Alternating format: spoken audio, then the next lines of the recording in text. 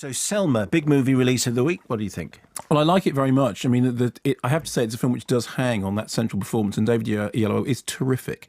He talked there about the fact that they're having to work round not actually using the Martin Luther King speeches, but Ava DuVernay doing a sort of a rewrites to get the rhythm of them and to get the sense of them. But in the end, somebody has to deliver them to make them sound authentic, and that is David Oyelowo. When you hear that voice, when you hear it him talking to the crowds, when you hear him in the churches, when you see the response to it, you believe that you are hearing the authentic voice. And the reason you believe it is because you believe in his performance. And I think that I think it's a good, solid film with a really terrific central performance that raises it out of the possibility of being just kind of something which is worthy. I mean, I think sometimes structurally the film has a slightly textbooky element to it, but all the time that is lifted shoulder high by the performances. So there's an interesting thing at the very, very beginning, because we get this sort of three-way interchange that you get him in Oslo where he's waiting to receive the Nobel Peace Prize. Then we cut back, because actually it's the year before, to the 16th Street Baptist Church bombing, this evocation of this horrible event, which is done very fleetingly and I have to say very sensitively.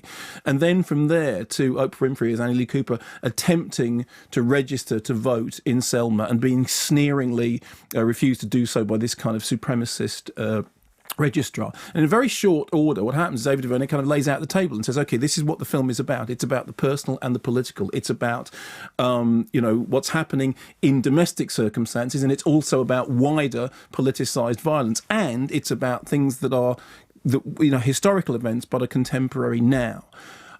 There has been some controversy about the relationship between Martin Luther King, as played by David Oyelowo, and Lyndon B. Johnson, as played by Tom Wilkinson, about whether or not, because what happens at the very beginning is essentially Martin Luther King then goes to Lyndon B. Johnson and says, look, we have to have legislation in order to outlaw prejudicial voting practices.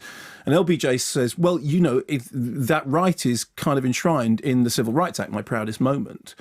Technically, well, the point is, yes, technically it is, but actually in practice it isn't. And the way the film portrays him, what he wants is for Martin Luther King to get off his back now. He says, I've done this. Now I want you to support me. And there has been much controversy about, whether or not that's a misrepresentation of LBJ's position. I think that what it does is it makes sure that our attention is on what's happening with Martin Luther King. It is a story in which he is absolutely the driving force, the determining force behind the historic events, which then move, of course, to Selma and to the subsequent marches from Selma to Montgomery, Alabama, in order to achieve this, very, very dramatic change in the law, which effectively would enshrine equal voting rights, within the law.